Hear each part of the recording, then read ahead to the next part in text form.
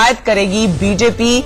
ये खबर सामने आई है। बीजेपी का प्रतिनिधिमंडल इलेक्शन कमीशन जाएगा। सिद्धू ने कहा था मुसलमान वोट बंटने ना दें और वोट कहीं ना कहीं मुस्लिम वोट की अपील की उन्होंने कि वो कांग्रेस को ही वोट करें। ऐसी बातें उन्होंने आज कैंपेनिंग के दौरान बिहार से कही, जो अब बीजेपी ने जिसके खिलाफ इलेक्शन कमीशन में शिकायत करने का मन बना लिया है। और नवजोत सिंह सिद्धू ने आचार संहिता का सीधे सीधे एक तरह से उल्लंघन किया। उन्होंने बिहार के कटिहार में मुसलमानों से कांग्रेस को वोट करने की अपील की थी और प्रधानमंत्री नरेंद्र मोदी पर भी हमला किया था। ये कहते हुए कि वादा खिलाफी की है उन्होंने जनता के साथ और सबसे बड़े वादा खिलाफ उन्होंने प्रधानमंत्री को बताया था। और अब सिद्धू की शिकायत बीजेपी ने इलेक्शन कमीशन से, चुनाव आयोग से करने का मन बना लिया है। बीजेपी का प्रतिनिधिमंडल इलेक्शन कमीशन जाएगा। सिद्धू ने मुसलमान वोट बैंक को साधने के लिए सीधे सीधे मंच से कैंपेनिंग के दौरान अपील कर डाली कि वो सिर्फ और सिर्फ कांग्रेस को वोट करें। तो सीधे सीधे आचार संहिता का उल्लंघन, चुनाव आयोग में अब शिकायत लेकर जा रहा है बीजेपी। नवजोत सिंह सिद्धू एक बार फिर से अपने बयान को लेकर फंसते नजर आ रहे हैं। बीजेपी का प्रतिनिधिमंडल इलेक्शन कमीशन जाएगा और इस बारे में उनकी इलेक्शन कमीशन से शिकायत की जाएगी। आशीष सिन्हा मेरे सहयोगी मेरे साथ फोन लाइन पर जुड़ गए हैं। आशीष, ये पहली बार नहीं है जब नवजोत सिंह सिद्धू अपने मुंह से बात निकालते हैं और वो बात उनको इस तरह के चक्कर में फंसा देती है। और इस बार मामला और भी संगीन है क्योंकि इलेक्शन कमीशन में शिकायत जाएगी, चुनाव का माहौल है। देखिए, नवजोत सिंह सिद्धू की मुश्किलें बढ़ना तय है क्योंकि जो बयान नवजोत सिंह सिद्धू ने बिहार के कटिहार में दिया था उसमें ये साफ लगता है कि वो एक धर्म विशेष से वोट की अपील कर रहे हैं। चुनाव आयोग का नियम ये कहता है कि आप धर्म और जाति के आधार पर वोट की अपील नहीं कर सकते। यही गलती मायावती ने की थी। इसी वजह से मायावती पर 48 घंटों का चुनाव प्रचार को लेकर चुनाव आयोग ने बैन कर दिया था। और अब नवजोत सिंह सिद्धू ने जो बयान दिया था उसमें दो चीजें हैं। पहला ये कि चुनाव आयोग खुद इस पर संज्ञान ले सकता है, जो सूत्र बता रहे हैं, क्योंकि चुनाव आयोग ने इस बाबत सिद्धू की जो रैली में जो संबोधन की वीडियो फुटेज है वो मंगा ली है। इसके अलावा ट्रांसक्रिप्ट कॉपी मंगा ली है। दूसरी अहम बात यह है कि बीजेपी का एक प्रतिनिधिमंडल नवजोत सिंह सिद्धू के खिलाफ चुनाव आयोग में शिकायत करने जा रहा है।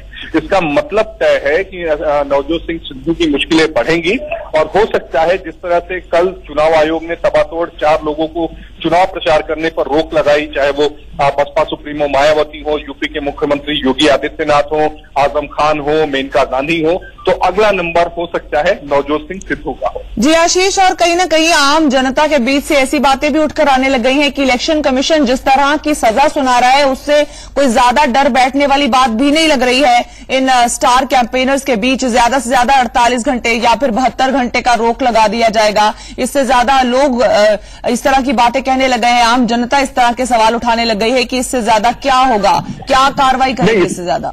नहीं, इससे ज्यादा भी कार्रवाई चुनाव आयोग कर सकता है क्योंकि पहली जब गलती होती है तब चुनाव आयोग 2 दिन या 3 दिनों का बैन लगाता है। 2014 में आजम खान का बयान आपको ध्यान में होगा, जिसमें आजम खान पर चुनाव आयोग ने पूरे लोकसभा पोल के दौरान उनके चुनाव प्रचार। आशीष, एक बात और है जो मेरे जहन में आ रही है, आपसे पूछना बेहद जरूरी, आप फील्ड में हैं इस वक्त, कि बार बार कोई ना कोई नेता इस तरह के बयानबाजी दे रहा है। जब उनके सामने एग्जाम्पल्स पड़े हैं कि मायावती या फिर योगी आदित्यनाथ उन्होंने इस तरह के बयान दिए तो उनपे कार्रवाई हुई है, चाहे वो मेनका गांधी हो, फिर भी ये लोग डर नहीं रहे हैं। कोई भी नेता डर नहीं रहा है कि चुनाव आयोग देख रहा है। देखिए, उम्मीद यही है कि आने वाले समय में चुनाव आयोग और कठोर से कठोर कार्रवाई करेगा क्योंकि शुरुआत जो होती है, पहला जब बयान आता है तो चुनाव आयोग नोटिस जारी करता है या फिर ये कहता है चेतावनी देते हुए कि आप दोबारा ना करें। लेकिन आजम खान के मामले में और मेनका गांधी के मामले में चुनाव आयोग ने इसे नहीं किया, इस प्रोसीजर को फॉलो नहीं किया। चुनाव आयोग ने सीधे ही बैन लगाया था। तो उम्मीद यही की जानी चाहिए कि आने वाले समय में जैसे जैसे इलेक्शन पीक पर होता जाएगा चुनाव आयोग और ज्यादा कठोर। ठीक है। तो उम्मीद करेंगे कि चुनाव आयोग सख्ती से इन पे भी कदम उठाए। बहुत बहुत शुक्रिया आशीष इस पूरी जानकारी के लिए। चुनाव और विवाद का चोली दामन का साथ है और हर बार चुनाव आने के साथ विवादों की बहार लग जाती है। ताजा मामला सिद्धू का है जो हमने आपको बताया, जिन्होंने बिहार के कटिहार में आचार संहिता का उल्लंघन करते हुए मुस्लिमों से कांग्रेस को वोट करने की सीधे सीधे अपील ही कर डाली है। तो हमने आपको पहले भी पूरा मामला बताया कि किस तरह से उन्होंने मंच पे कांग्रेस के लिए वो कैंपेनिंग करने के लिए स्टार कैंपेनर की तरह उतरते हैं बिहार के कटिहार में और मंच से कह देते हैं कि मुस्लिमों को कांग्रेस को ही चुनना चाहिए, जिसके खिलाफ अब बीजेपी ने मन बना लिया है इलेक्शन कमीशन जाने का।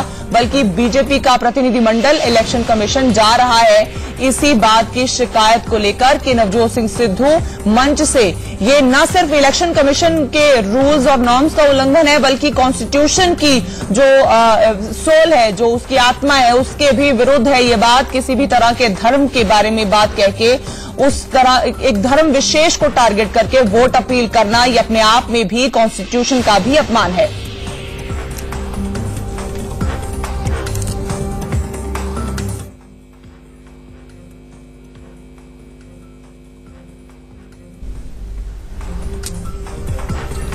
तो नवजोत सिंह सिद्धू बिहार में कटिहार में पहुंचते हैं कैंपेनिंग करने के लिए कांग्रेस की, और सीधे सीधे धर्म की राजनीति करते नजर आते हैं मंच से। जब वो मंच पर आकर मुस्लिम वोट को कांग्रेस के हक में ही जाना चाहिए ये कह देते हैं, और एक बार पाजी फिर से फंस जाते हैं अपने बयान को देकर। और इस बार क्योंकि मामला बेहद संगीन है, इलेक्शंस का दौर है, दूसरे फेज की तरफ हम बढ़ रहे हैं, इस बीच इस तरह की अपील जो वो कर देते हैं मंच से, वो अपने आप में सब जगह इस पर आपत्ति जाहिर होना जाहिर सी बात है। शिव पूजन मेरे सहयोगी पटना से मेरे साथ इस खबर पर ज्यादा अपडेट के साथ जुड़ रहे हैं। शिव पूजन, पहले तो ये समझा दीजिए कि किस तरह ये हुआ। नवजोत सिंह सिद्धू मंच पर पहुंचते हैं और इस तरह सीधे सीधे धर्म की राजनीति करने लग जाते हैं। स्टार कैंपेनर है, उनसे इस तरह के शब्दों की उम्मीद नहीं की जा सकती, वो भी तब जब इलेक्शन कमीशन सख्ती से रुख दिखा रहा है और बार बार ऐसे लोगों को जो धर्म के नाम पे वोट मांगते हैं उनको सजा भी दे रहा है।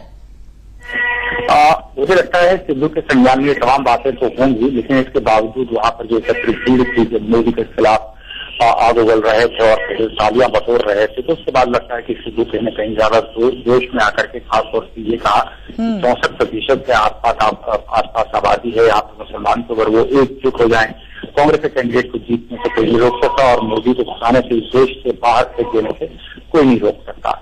जाहिर तौर पर जो बयान दिया गया सिद्धू, उसके बाद तीखी प्रतिक्रियाएं आनी शुरू हो गई हैं। भाजपा का कहना है कि इलेक्शन कमीशन इसका कॉग्निजेंस है और जरूरत आने पड़ी तो शायद तमाम वीडियो फुटेज भी मुहैया कराए जाएंगे, ताकि जो कार्रवाई पहले इलेक्शन कमीशन ने की है, इस तरीके से बयानों पर वही कार्रवाई सिद्धू के खिलाफ की जा सके। ठीक है शिव पूजन, बहुत बहुत शुक्रिया इस पूरी जानकारी के लिए। तो नवजोत सिंह सिद्धू फंसते नजर आ रहे हैं अपने बयान के बाद।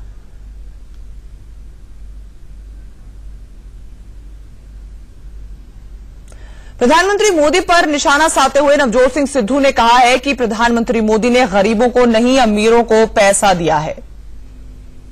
किसान अगर 2 लाख रुपया लेता है कर्जा, उससे ब्लैंक चेक लिया जाता है, खाली चेक लिया जाता है, और वो अगर 2000 रुपये भी दे नहीं पाता एक महीना, तो उसकी मुनियादी करवाते हो, उसकी जमीन को बेचते हो, उसको जेल में फटवाते हो, सरेआम उसको जलील करते हो। और ये अडानी ने 1 लाख करोड़ रुपया देश का देना है, उसके तो हवाई जहाज में चढ़ के ऊपर चली जाती।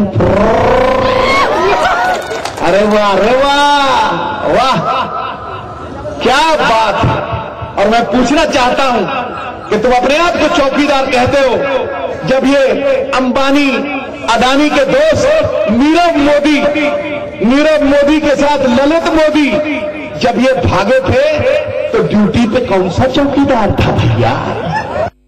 तो आपने सुना किस तरह तंज भरे अंदाज में मोदी पर भी हमलावर नजर आए सिद्धू ने कहा कि मोदी सरकार ने राफेल महंगे दामों में खरीदी है और अनिल अंबानी की जेब में पैसा भी डाला है। मैं यही कहना चाहता हूं कि देश का करोड़ों रुपया, खरबों रुपया, अरबों रुपया इन लोगों ने अमीर लोगों के हाथ में सौंप दिया, अमीरों को फायदा दिया और गरीब को एक फायदा नहीं दिया। यदि किसी ने अपना वचन निभाया तो वो राहुल गांधी है।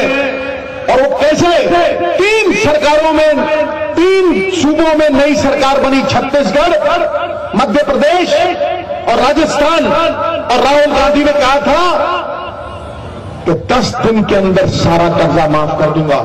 जैसे ही सरकार बनी 2 घंटे में 15 लाख किसानों का कर्जा 1 मिनट में माफ। क्या इसने माफ किया है? 72,000 करोड़ रुपया पिछली बार भी सरदार मनमोहन सिंह ने गरीब किसानों का माफ किया।